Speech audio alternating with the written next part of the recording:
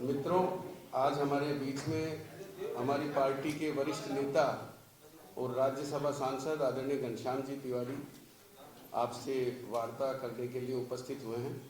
मैं आदरणीय तिवारी साहब से आग्रह करूंगा कि आपका विषय आपके समक्ष रखें। नमस्कार भाई। आज मैं एक ऐसे सब्जेक्ट पर आपसे बात करना चाहूँगा जो राष्ट्रीय एकता और राष्ट्र की एकात्मता से जुड़ा हुआ है। वंदे मातरम को 7 नवंबर 1875 को बंग दर्शन एक पत्रिका थी, उसमें बंकिम चंद्र चट्टोपाध्याय, ये बंकिम चंद्र चट्टोपाध्याय को बंकिम चंद्र चटर्जी भी कहते हैं। बंगला में चट्टोपाध्याय को चटर्जी, मुखोपाध्याय को मुखर्जी, बंदोपाध्याय को बनर्जी, गंगोपाध्याय को गांगुली, ऐसा करके उनके उपनाम बने हुए हैं। तो अब मैं चटर्जी शब्द का प्रयोग करूंगा। तो बंकिम चंद्र चटर्जी ने 7 नवंबर 1875 को बंग दर्शन एक पत्रिका में एक गीत लिखा था। उसके बाद में पहली बार 1896 में रविंद्रनाथ टैगोर खुद ने इस गीत को कलकत्ता में गाया था, पूरे गीत को। फिर अंग्रेजों ने भारत विभाजन की नींव रखी 1905 में, जब बंगाल का विभाजन किया गया। इसको बंग भंग आंदोलन की बात कही गई और उसमें ये जो वंदे मातरम गीत है वो मूल रूप से उसमें आवाज बनी, क्योंकि बंग भंग के समय आनंद मठ नाम से एक उपन्यास लिखा था बंकिम चंद्र चटर्जी ने। उस उपन्यास में सन्यासियों द्वारा ये गीत गाया गया था और उसमें भारत माता का पहली बार वर्णन आया कि ये भारत माता है, इसका ये स्वरूप है। वो उस आनंद मठ के उसमें से आया और उस समय जो चित्र बना उसका भारत माता का, वो भी रविंद्रनाथ टैगोर के भाई थे, जो बहुत बढ़िया आर्टिस्ट थे, उन्होंने उसको बनाया था।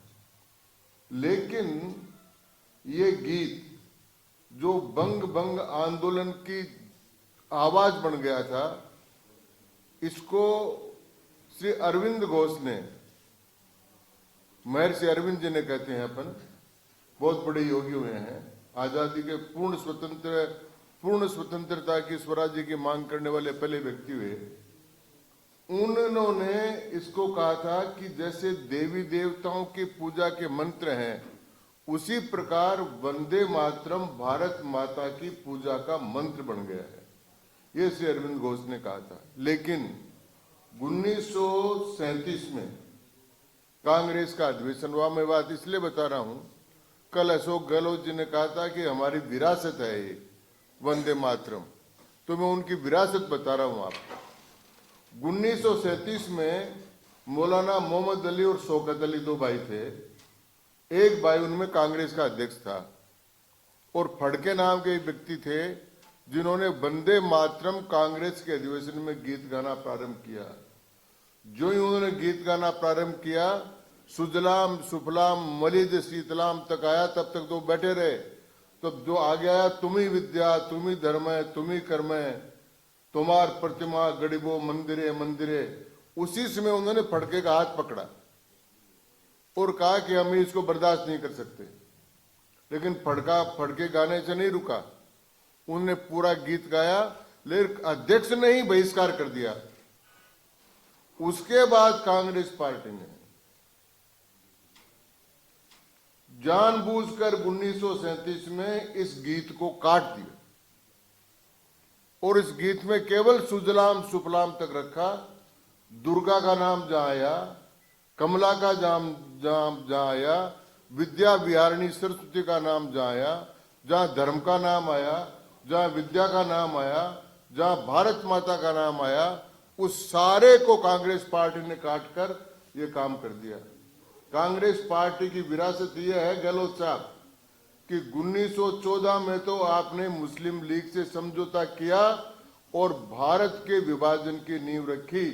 1914 में मुस्लिम लीग से समझौता किया कि तुर्की में जो खिलाफत आंदोलन चल रहा है, कांग्रेस उसका समर्थन करेगी। यदि मुसलमान भारत की आजादी का समर्थन करेंगे, उसी दिन कांग्रेस ने द्विराष्ट्रवाद के सिद्धांत की स्थापना कर दी 1914 में।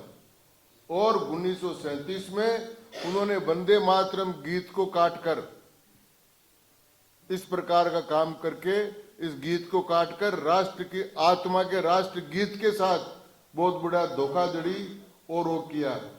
और इसके बाद में कांग्रेस ने तीसरा बड़ा काम किया कि इन्होंने बंकिम चंद्र चटर्जी की आत्मा पर तो चोट करी, रविंद्रनाथ टैगोर की आत्मा पर तो चोट करी इन्होंने, फिर इन्होंने बाबा साहब अंबेडकर की आत्मा पर भी चोट करी।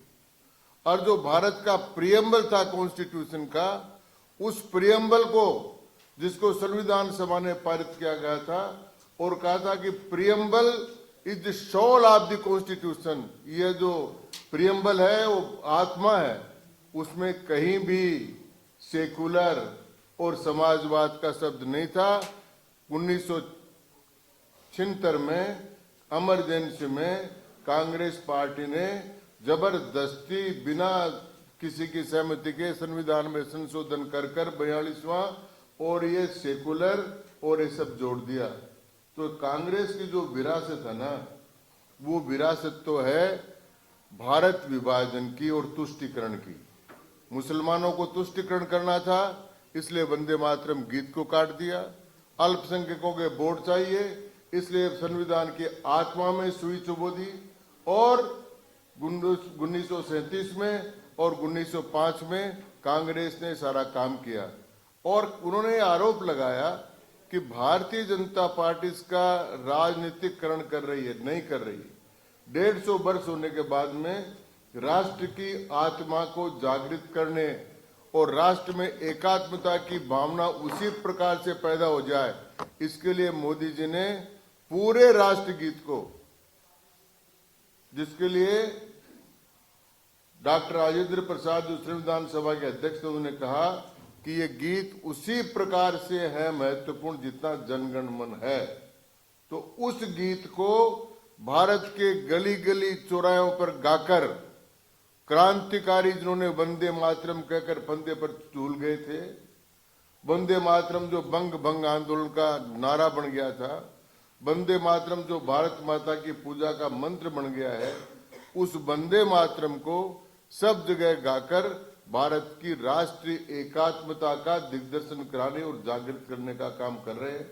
जिस प्रकार से सरदार वल्लभ भाई पटेल की 150वीं जयंती मनाकर हम लौह पुरुष का स्मरण करके भारत की एकात्मता का काम कर रहे हैं, उसी प्रकार से मोदी जी ये काम कर रहे हैं, उसी प्रकार से स्वदेशी की बात करके काम कर रहे हैं। तो भारतीय जनता पार्टी मोदी जी के नेतृत्व में भारत की राष्ट्रीय एकता, भारत की राष्ट्रीय अखंडता को कायम करने का काम कर रही है। और कांग्रेस पार्टी वंदे मातरम का विरोध करके, संविधान की प्रियम्बल का संशोधन करके केवल तुष्टीकरण और तुष्टीकरण की बात कर रही है। इसलिए कांग्रेस की विरासत तो तुष्टीकरण की है और हमारी जो विरासत है वो राष्ट्रीय एकात्मता की और राष्ट्रवाद की है। ये मुझे आज आप लोगों को कहना है। आप कोई इसमें प्रश्न पूछना चाहें तो पूछ सकते हैं।